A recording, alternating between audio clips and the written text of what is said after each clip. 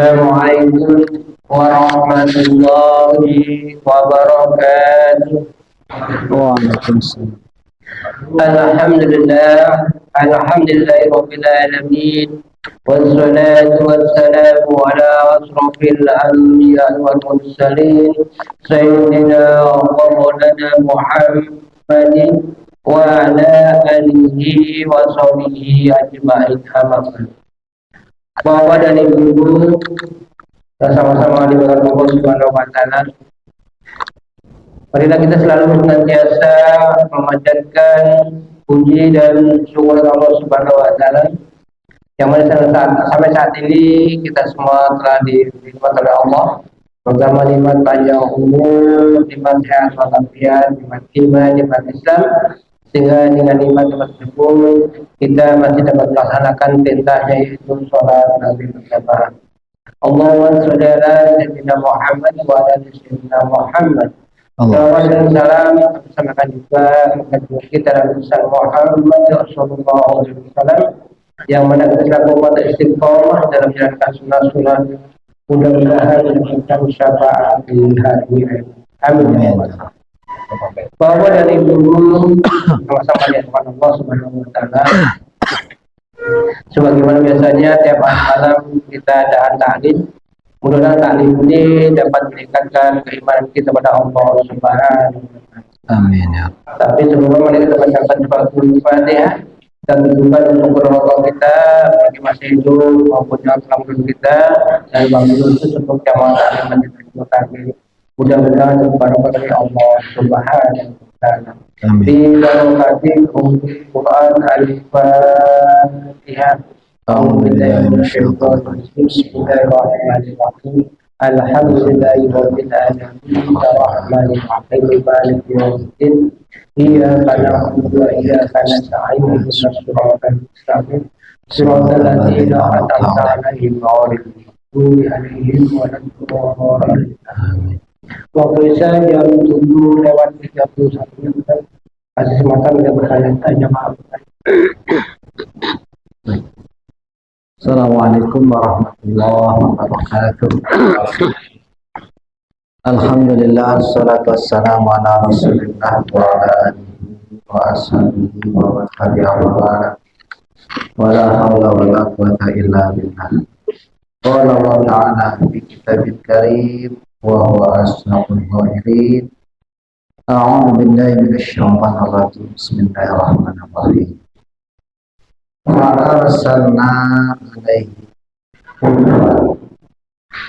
Fa'arsalna maka kami kirimkan.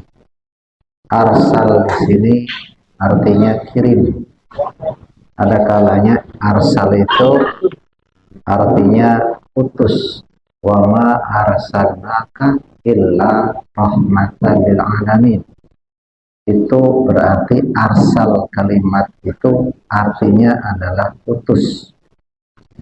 Fa'arsalna, dan kami kirimkan, alaihim, kepada mereka, Bani Israel. Bani Israel itu keturunan dari Nabi Yakub alaihissalam. Kalau ro-nya dibaca ro, berarti bacanya Israel. Kalau ro-nya dibaca ra, jadi Israel. Jadi Bani Israel atau Bani Israel dengan bangsa Israel itu beda. Kalau Bani Israel atau Bani Israel itu anak keturunan Nabi Yakub alaihissalam. Nabi Yakub itu punya putra 12 lanang kabeh, ya. Laki semua. Dari istri pertama itu 10. Istri pertama meninggal, lalu istri sambung. Istrinya ma'atu, ya, bukan 2, cuma nyambung. Jadi 2 istri itu tidak berbarengan, jadi istrinya tetap 1. Dari istri sambungnya punya 2 putra, Nabi Yusuf dan Binyamin. Ketika Nabi Yusuf bercerita kepada Nabi Yakub, ayahnya, Jadi Nabi Yakub itu punya putra Nabi Yusuf. Nabi Yusuf anaknya Nabi Yakub. Yakub anaknya Nabi Ishak. Ishak anaknya Nabi Ibrahim. Berarti Nabi Yakub apanya Nabi Ibrahim, Pak? Apa? Nabi Yakub anaknya apanya Nabi Ibrahim? Nabi Yakub punya bapak namanya Ishak.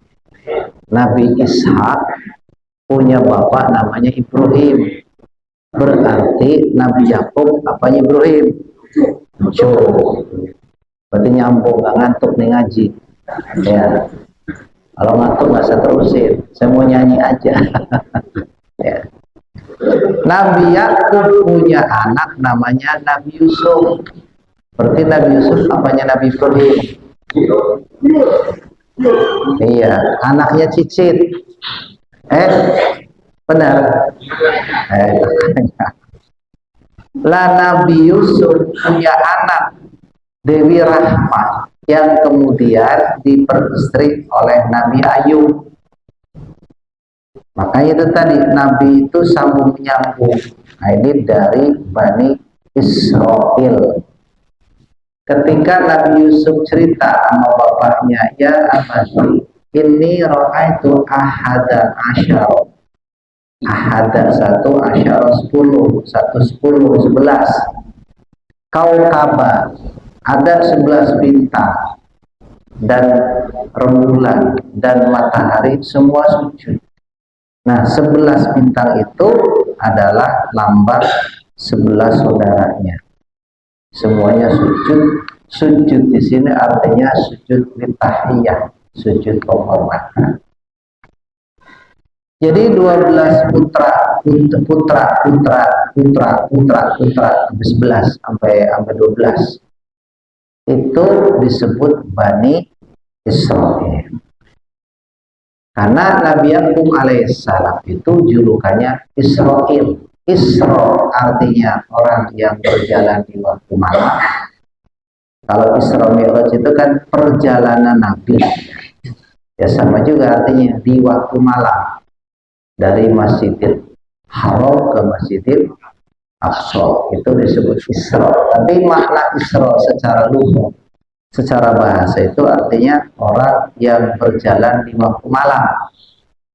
Bukan orang yang jalan-jalan, bukan di waktu malam. Itu namanya ngayap. Ya. Mau kemana lo? Mau Isra gua. Emang kemana? Yang ngayap kemana kek? Itu bukan Isra. Nah, karena Nabi Yakub itu saking ingin menyenangkan hati orang tuanya, berarti siapa bapaknya Nabi Yakub tadi? Nabi Ishak. Ya. Nabi Ishak itu wakilah senang sama ikan. Ikan tapi ikan bener, bukan ikan Jawa. Kalau ikan Jawa kan ikan wedus, ikan sapi, ikan tempe. Ya. Ikannya Jawa itu lauk. Kalau lauknya Sunda itu ikan.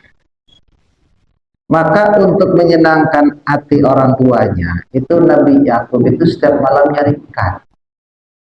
Nggak diceritakan apa mancing, apa jala. Makanya orang yang senang mancing mungkin ikutin ilmunya Nabi Yakub. Ya, mancing mulu ya. Itu Nabi Yakub suka. Makanya dijuluki Israel, artinya hamba, hamba yang suka berjalan di waktu malam. Jadi il itu bahasa Ibraninya, bahasa kita. Israel itu berarti Isra, orang yang berjalan di waktu malam. Il hamba, hamba yang suka berjalan di waktu malam. Isma artinya mendengar. Il hamba, Allah mendengar doa hamba. Ketika Nabi Ibrahim sudah usia lanjut, nggak dikasih keturunan, maka Nabi Ibrahim selalu berdoa dan berdoa. Hingga akhirnya Allah berikan keturunan dari Sayyidah Hajar. Lahirlah anak laki-laki dikasih nama Ismail. Isma artinya mendengar, Il artinya hamba. Nah, Bani Israel itu satu di antaranya ada nabi yang disebut dengan Nabi Musa alaihissalam. Nabi Musa alaihissalam itu adalah nabi yang diutus untuk Bani Israel karena memang dia juga dari golongan Bani Israel. Hanya karena memang watak karakter Bani Israel itu rewel, ngeyel sudahnya. Makanya di dalam surah Al-Baqarah itu kan diceritakan ketika akan mengungkap siapa dalam pembunuh atau pelaku pembunuh dari kejadian, maka kemudian Nabi Musa alaihissalam dituntut untuk bisa mengungkap. Maka turun wahyu dari Allah, suruh menyembelih seekor sapi betina. Makanya disebut dengan Al-Baqarah. Al-Baqarah itu artinya sapi betina. Ketika Bani Israel itu disuruh sama Nabi Musa alaihissalam suruh menyembelih sapi, lu cari sapinya di pasar, jangan pasar Tambun waktu bulan ada. Itu si Bani Israel nanya sapinya lanang apa wadon. Ya. Udah tahu Al-Baqarah itu artinya sapi perempuan, sapi betina. Tanya lagi. Setelah dijelaskan sama Nabi Musa, sapinya sapi perempuan. Dia pergi ke pasar binatang.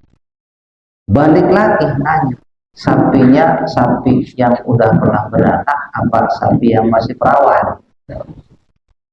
Sapi yang udah beranak itu namanya bukan bikr. Kata Nabi Musa, sapi yang belum beranak. Datang lagi ke pasar. Begitu sampai di pasar, bingung lagi. Sapinya warnanya kuning apa coklat. Balik lagi sampai dimakan. Nah itulah Bani Israel.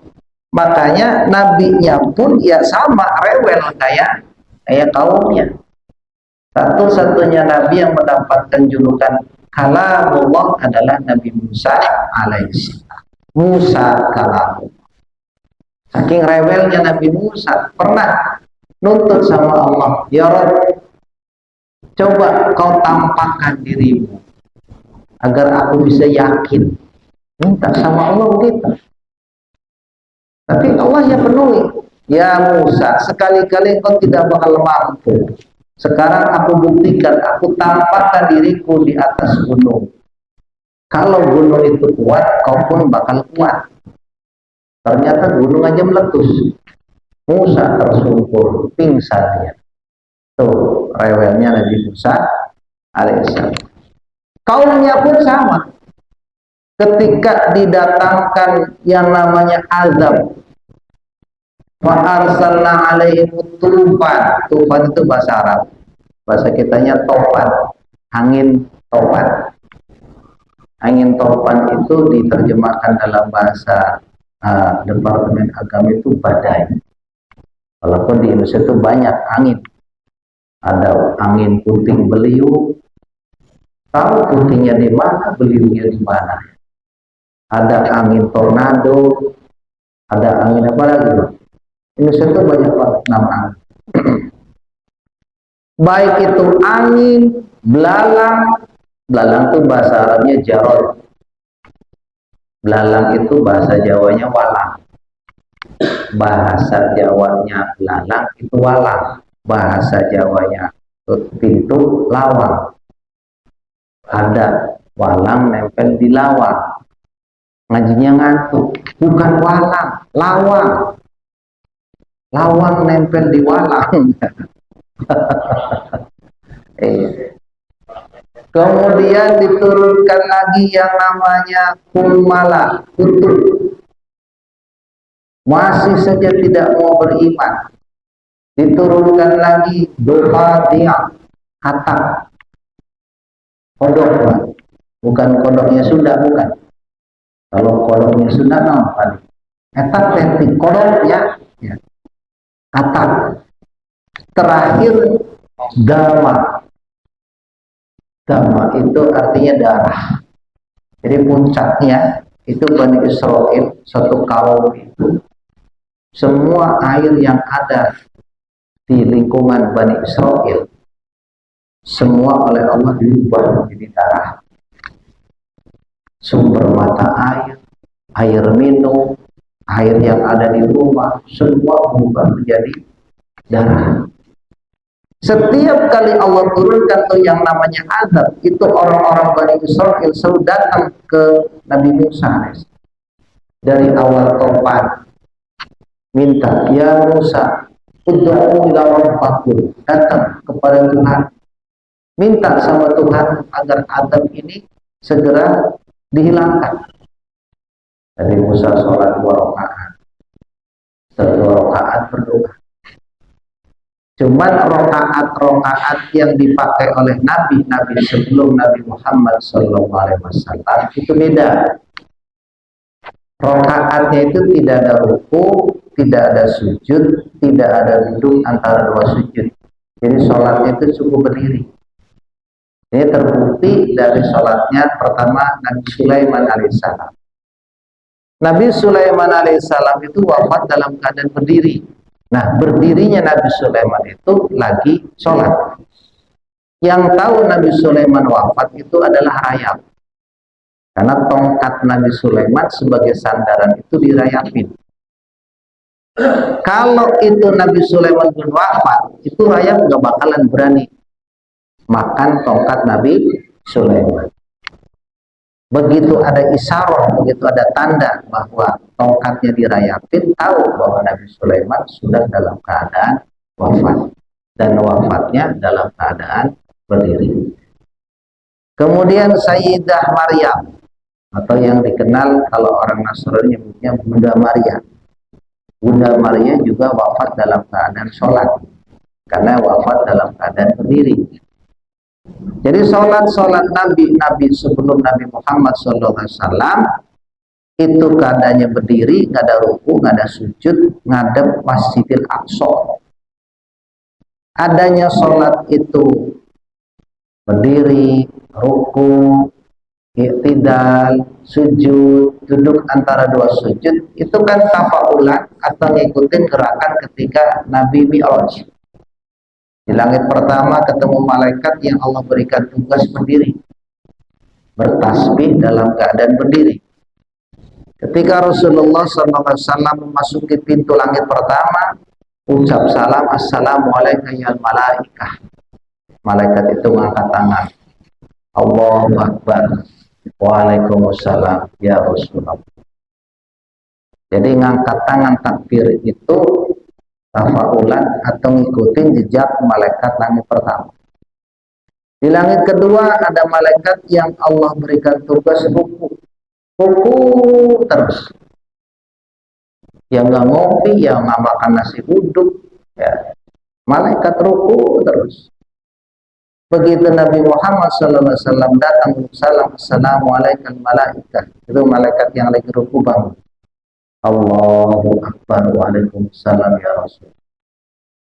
Makanya sebetulnya intikal itu perubahan gerak. Sebelum ada cerita Sayyidina Ali karramallahu wajhah, itu setiap intikal itu baca takbir. Allahu Akbar, Allahu Akbar. Cuman ketika ada cerita Sayyidina Ali mengucapkan Sami Allahu liman hamidah, awalnya Sayyidina Ali itu mengucapkan Alhamdulillah. Alhamdulillahnya ini langsung direspon oleh Allah.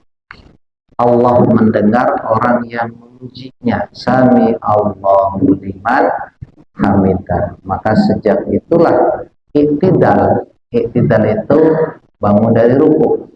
Bukan pakai Allahu Akbar, tapi pakai Sami Allahu liman hamidah.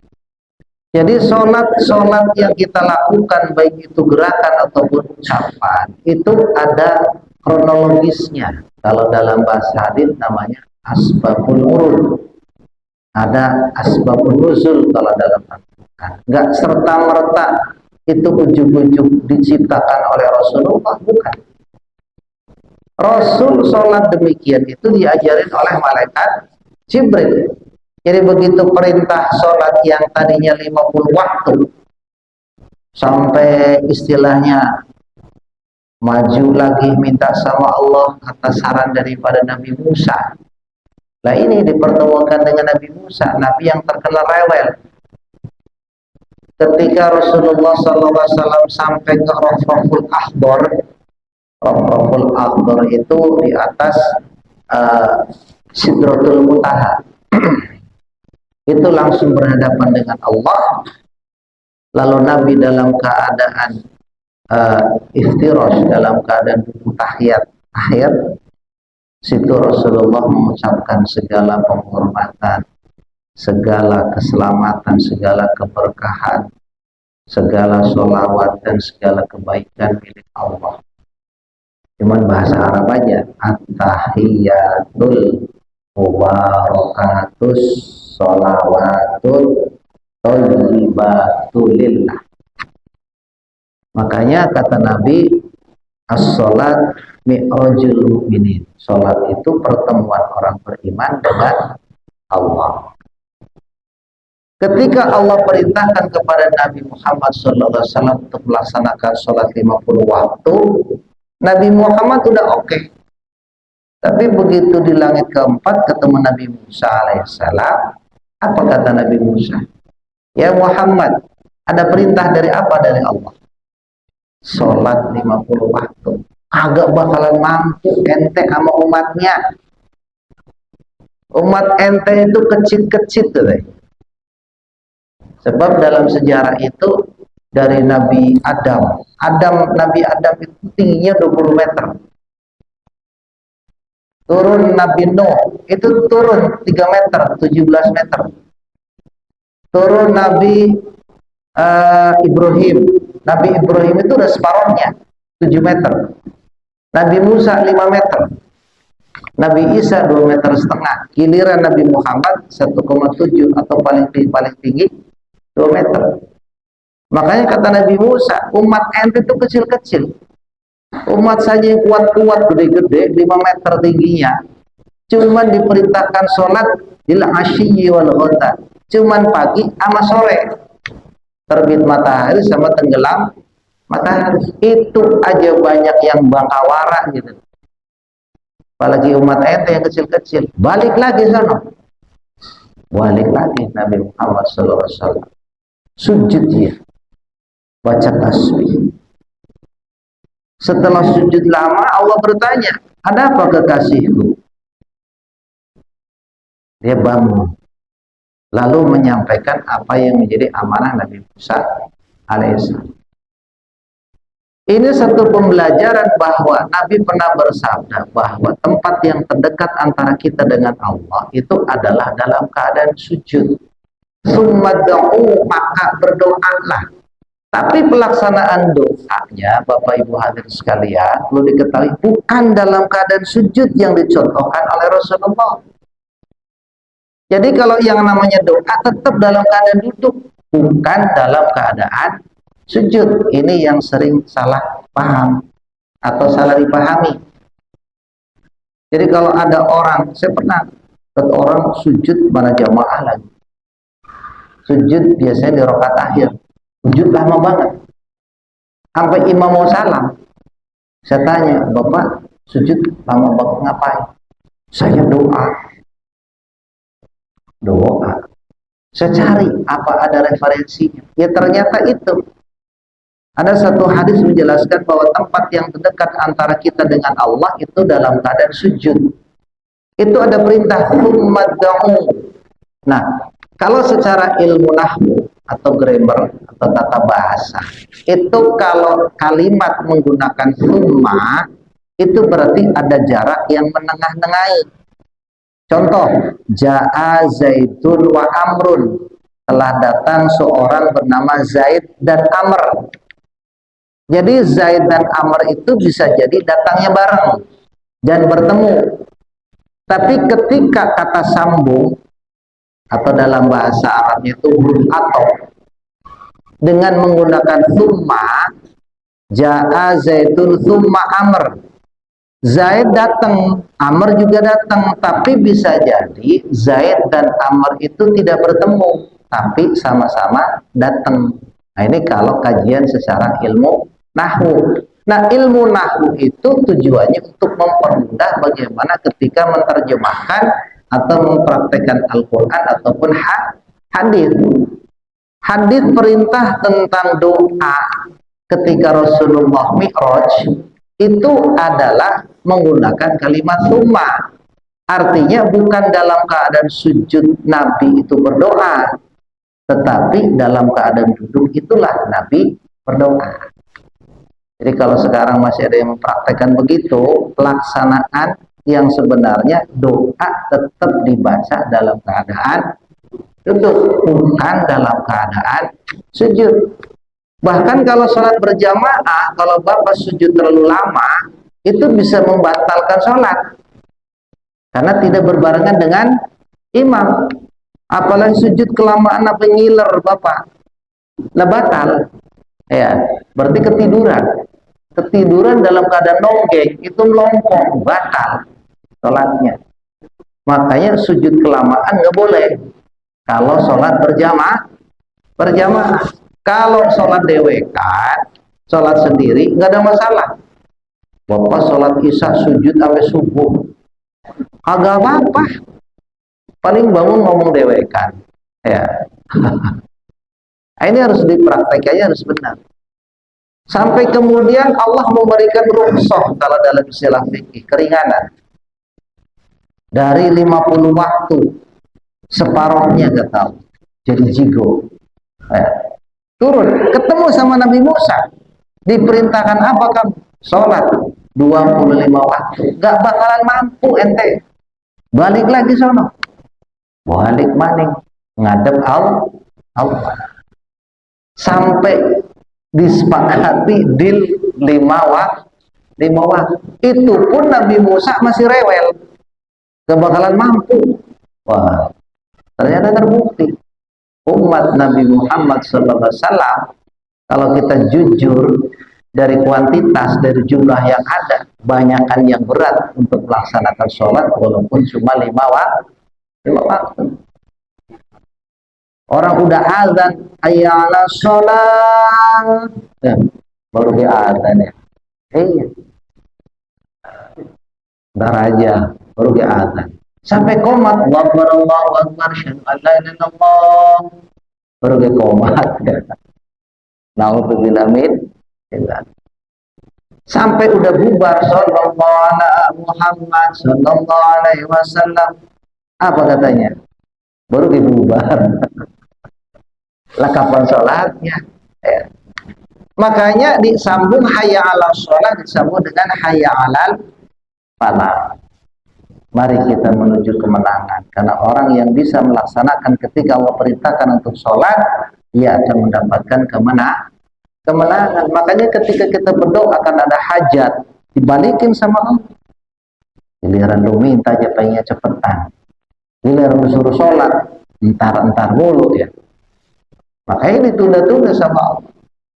Sehingga kata Nabi, tidak pernah kita bisa merasakan manusia iman kalau tidak memprioritaskan kepentingan Allah dan Rasul. Bukan berarti Allah punya kepentingan terhadap sholat kita, bukan. Tapi dengan kita memprioritaskan sholat, artinya panggilan Allah. Allah ada alasan, kalaupun orang ini saya prioritaskan, kalaupun orang ini saya utamakan, karena ada alasan.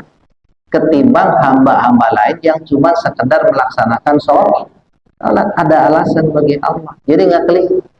Wa mallahu bidzallamil lil 'abid. Sekali-kali Allah tidak pernah menganiaya hamba. Jadi kembali kepada diri kita. Artinya kalau ketika kita pengen apa yang menjadi hajat kita segera ditunaikan oleh Allah, maka ketika Allah perintahkan pun harus segera ditunaikan. Contohnya tadi, sholat. Makanya saking pentingnya tuh yang namanya sholat, Allah ketika perintahkan kepada Nabi Muhammad tentang syariat selain sholat, itu melalui malaikat Jibril. Tapi begitu perintah sholat karena sangat teramat sangat penting, maka langsung Allah panggil Nabi Muhammad Sallallahu Alaihi Wasallam. Itu pun bertahap. Makanya dikatakan asro, memperjalankan. Bahasa kitanya isra. Dari Masjidil Haram ke Masjidil Aqsa. Dilaksanakan di tengah malam. Kalau seumpama di situ sudah ada jam misalnya. Tengah malam kita itu kan sekitar jam 12. Jam 12 itu berangkat dari Masjidil Haram ke Masjidil Aqsa. Perjalanan waktu itu Masjidil Haram ke Masjidil Aqsa sekitar 38 hari. Itu ditempuh dalam waktu beberapa menit, bukan jam, menit. Karena kendaraan yang Rasul kendarai itu, kalau dalam istilah kita namanya buruk. Buruk, Pak. Kenal buruk? Bukan ibu pakai rok, bukan. Ya. Buruk itu asal kata dari barkul, artinya kilat. Makanya ada sahabat yang ketika pulang berniaga, ketika pulang berdagang, itu Nabi sempat mampir singgah minta minum. Minta minumnya Nabi itu bukan karena haus, bukan juga karena pengen pamer kendaraannya, bukan. Artinya untuk membuktikan ada saksi yang melihat ketika Nabi adakan perjalanan dari Masjidil Aqsa ke Masjidil Haram tadi, pulangnya. Kalau berangkatnya nggak ada yang jadi saksi, saksi manusia hidup. Begitu pulangnya, Nabi sempat singgah di rombongan orang yang pulang berniaga. Dan di situ diceritakan bahwa kendaraan yang dikendarai oleh Nabi Muhammad SAW itu sekali melangkah sejauh mata melihat. Artinya seperti kilat. Dan saat itu Nabi pun diperintahkan Allah untuk sholat masih menghadap kiblat Masjidil Aqsa. Belum Masjidil Haram, belum Ka'bah. Cuman karena orang Nasrani, orang Yahudi itu nyinyir, masa katanya agama baru, masa katanya agama beda sama kita, kok kiblatnya sama, sama-sama ke Masjidil Aqsa. Makanya Nabi sering sholat waktu itu menghadap ke atas, berharap kiranya Allah merubah kiblatnya. Dan betul, wakilah dalam satu riwayat Nabi itu ketika sholat asar ada perintah turun dari malaikat Jibril, arah kiblat itu dirubah. Maka Nabi Muhammad itu kan julukannya ya Imam al-Qiblatain, imam dua kiblat. Pernah menjadi imam menghadap Masjidil Aqsa, pernah menghadap Masjidil Haram, yaitu Ka'bah. Dan itu diajarkan oleh malaikat Jibril. Jadi kembali kepada cerita daripada Nabi Musa alaihissalam, yang namanya Bani Israel saking rewelnya tidak mau beriman, tidak mengakui Nabi Musa sebagai rasulnya, sampai Allah turunkan azab. Ada yang namanya topan, ada yang namanya jarod, belalang tadi. Padahal kalau dipikir, belalang itu paling cepat itu perkembangbiakannya itu berapa hari? Kok bisa saat itu Allah datangkan? Nah inilah innallaha ala kulli syai'in qadir. Jadi saya ingat itu mertua pernah cerita, Pak. Jadi dulu ketika zaman ya bisa dikatakan hama ulat, kebetulan orang tua itu nanam cabai. Itu yang namanya ulat itu nyerangnya di malam hari. Jadi siang sore itu belum ada, Pak. Jadi begitu malam itu nyerang, kelihatan sampai daun dimakan itu kedengeran. Saking banyaknya. Itu sudah berbagai macam pestisida kita pakai di zaman itu. Gak ada yang mempan. Akhirnya ingat cerita ini, bahwa Nabi Musa pernah bermunajat sama Allah agar azab belalang itu dihilangkan. Bahkan bukan cuma belalang aja, kumala wadofadi, kutu, odong itu hilang dengan doa Nabi Musa alaihissalam. Maka kemudian nyareat itu minta petunjuk sama kiai, bukan sama dukun. Ya, kalau dukun itu kan pakainya wangsit. Ya, kalau kiai itu kan pakai ayat, ada tuntunannya, ada sanadnya. Cuman bedanya kalau Nabi itu nggak perlu puasa. Kalau Nabi, kalau Rasul cukup sholat 2 rakaat, angkat tangan, selesai ikhtiarnya. Kalau kiai, kalau katakanlah orang yang ahli hikmah itu perlu puasa karena memang perlu mendatangkan satu keyakinan. Sehingga dari intisari puasa itulah kemudian didapatkan tuh yang namanya ruqyah. Ruqyah itu bahasa Arab. Bahasa Indonesia itu mantra. Bahasa Sundanya jengjaukan. Bahasa Jawanya kejawen. Atau sumur. Tahu sumur, Pak? Sembur. Ada yang boleh sumur sini? Ya. Sembur. Ya. Tapi bukan diludahin. Nyumur itu cuma gitu. Bukan diludahin. Nggak begitu. Orang gilanan. Ya. Termasuk Nabi yang pernah dilakukan kepada Ibnu Abbas. Kalau di bahasa hadis itu kan nyembur begitu, itu kan di bahasa Indonesia kan diludahin. Sedangkan kita kan ngertinya kan lah nggak ada bahasa Indonesia disembur kecuali pula ya. Itu orang nyembur gitu. Maka Nabi menyembur Ibnu Abbas, lalu gak masuk. Masa Nabi nyembur emang ulawan ya. Lah itu ama kiai cuma dikasih garam. Nah kalau dipikir garam sama ulat apa hubungannya? Orang pestisida aja lewat, agak mempan gitu. Ini dikasih garam. Terus ada bacaannya, itu bacaan yang dipakai oleh Nabi Musa alaihissalam ketika ngusir yang namanya belalang. Cuman bedanya kalau Nabi Musa nggak turun ke lapangan, cukup angkat tangan minta sama Allah agar belalang disingkirkan dan Allah kabulkan. Tapi kalau umatnya Nabi Muhammad itu harus praktek lapangan. Ketika ada masalah, ya masalah yang ada di lapangan diselesaikan. Kata sang kiai itu yang namanya 4 penjuru 5 pancer itu. Jadi 4 arah mata angin, pojok-pojokan, terus di tengah dikasih garam. Padahal kalau dipikir lah apa hubungannya garam sama ulat? Betul, Pak. Allah kabulkan. Jadi di antara petak-petak sawah yang ada itu ya dengan izin Allah. Cuman sawah mertua dong yang nggak kena ulat. Tahu ulatnya pada kemana? Padahal kan kalau dipikir ya, kalau misalkan arah ulat itu ke utara, berarti kan itu ulat itu kan yang diserang ke sebelah utara. Sedangkan yang sebelah selatan itu hampir semua sawah itu kena ulat semua. Mestinya kan kalau lurus simetris dengan sawah itu mertua kan, mestinya kan kena.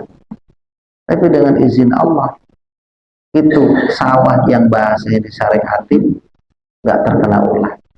Jadi ingat sama ketika Nabi Musa alaihissalam. Artinya apa bapak sekalian? Innallaha ala kulli syai'in qadir. Allah Maha Kuasa atas segala sesuatu. Itu ulat. Terus ada cerita lagi. Saya punya kawan. Jadi dia punya tambak dekat dengan laut. Itu kalau musim hujan, itu piaraannya, ya, piaraannya kebetulan bandeng. Itu pada kabur. Ya namanya air melimpah gitu kan. Dan bandeng itu kan nggak bisa dibilangin. Kata kalau hujan jangan pergi, tetap aja pergi kan. Penting banjir. Itu juga sama nyariat. Sama kiai itu cuma dikasih benang semeter. Kasih benang. Nanti lu tancepin arah yang ke laut. Ini buat apa kiai? Udah pokoknya buktiin aja. Cuma tancepin. Itu selama musim banjir, itu bandengnya agak ada yang pergi. Kayak seolah terhalang oleh itu benang. Ya logikanya itu kan, kalau dipikir lah timbang benang, mending kalau panjang Pak kali keliling itu ya. Cuma 1 meter doang. Nah inilah membuktikan Allah Maha Kuasa. Karena pernah dipraktekkan oleh Nabi Musa alaihissalam. dari mulai yang namanya topan. Topan kan kalau dipikir bahasanya kan ngertinya kita kan bukan binatang, bukan juga manusia, tapi juga ada pengendalinya. Ya buktinya Nabi Sulaiman alaihissalam. Allah berikan kemampuan untuk Nabi Sulaiman untuk mengendalikan semua jenis angin. Jadi bukan karpetnya yang bisa terbang. Karpet terbang bahan bakarnya apa? Orang waktu itu belum ada pertalite pertama. Ya. Yaitu angin dikendalikan oleh Nabi Sulaiman alaihissalam. Bahkan di cerita kitab Durratun Nasin itu waktu itu Cina udah ada, negara Cina itu sudah ada di zaman Nabi Sulaiman alaihissalam. Karena ada cerita murid Nabi Sulaiman itu minjem karpetnya Nabi Sulaiman, pengen pulang ke negeri Cina, pakai karpet pak. Ya. Kalau karpet itu kan mulus jalannya, karena dibawa oleh angin. Cuman nggak tahu ngeremnya bagaimana itu ya. Kalau udah sampai gitu direm gitu. Ngomongnya sama angin, angin, angin, sampaikanlah salam rinduku. Ya. Angin, tuh. Angin bisa dikendalikan. Iya, ada di ijazah kan saya pernah baca innahu min Sulaiman wa innahu bismillahirrahmanirrahim. Allah ta'ala alayya wa tulis. Tunjuk angin, wahai angin, pergi kau. Surah An-Naml ayat 19 kalau misalnya. Memang pada awalnya itu ayat untuk Ratu Bilqis. Ketika burung hudhud yang pernah saya cerita bawa kabar ada sebuah negeri dipimpin oleh seorang raja perempuan, mereka semua menyembah Nabi. Apa kata Nabi Sulaiman? Apa betul ceritamu kamu ai hudhud? Hudhud itu nama burung. Kalau hud nama Nabi. Betul ya Rasulullah. Bukan hoak, bukan. Maka kemudian Nabi Sulaiman tulis itu. Sebetulnya surat. Innahu min Sulaimana wa innahu bismillahirrahmanirrahim. Allah ta'ala alayya waktuni muslim. Dan itu ternyata ampuh untuk menaklukkan termasuk angin, termasuk hujan, termasuk juga hal-hal yang sifatnya gaib. Jadi kalau bapak tiba-tiba istrinya diem aja, ya jangan dibacain Yasin. Ntar marah-marah dia, lu nyumpain gue cepet mati kali ya. Bacain innahu min Sulaimana wa innahu bismillahirrahmanirrahim. Allah ta'lu alayya waktuni muslim. Apal pak? Pernah dengar? Apalin saja 3 bulan baru apal. Ya. Tiupin ke telinga yang kiri, jangan kenceng-kenceng. Ya.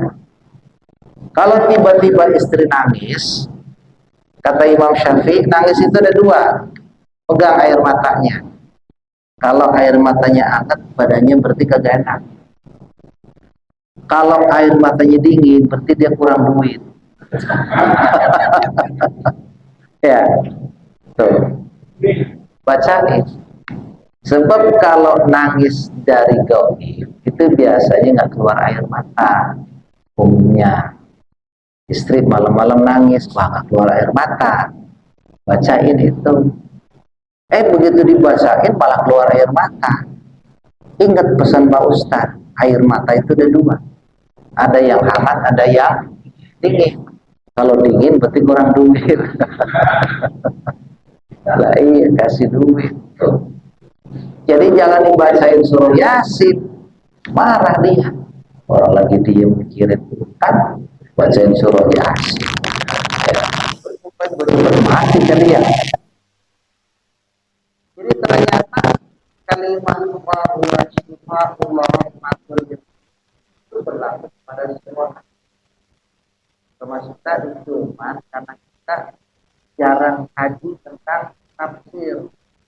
Kalau di dalam tafsir itu doa termasuk doa tadi salam dan berikan doa bergantung malam, bergantung itu ada doa dan tapi syariatnya tetap sholat barokah, sholat dua rakaat sholat itu kalau secara itu kita katakan agar kita yakin. Nah, oleh orang-orang mereka yang kita sepakat dua sholat itu cukup diyakinkan kuat, kuat. Makanya kenapa? Sudah kuat karena keyakinan. Apa harus masuk puasa? Kita bukan nabi. Kalau nabi, karena kita barokah, kan? Kan?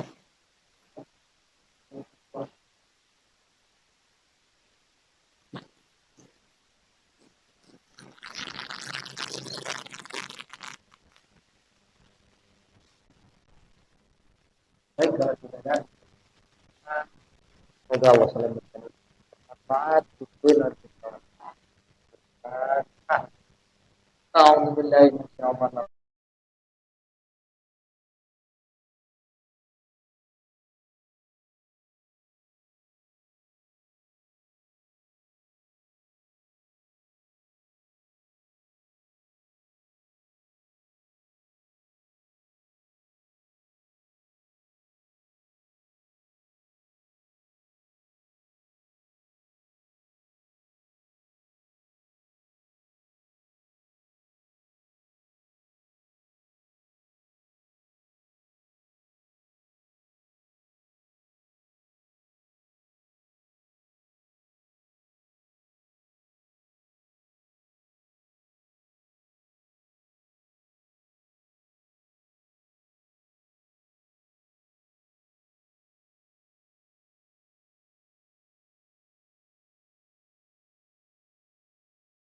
Dan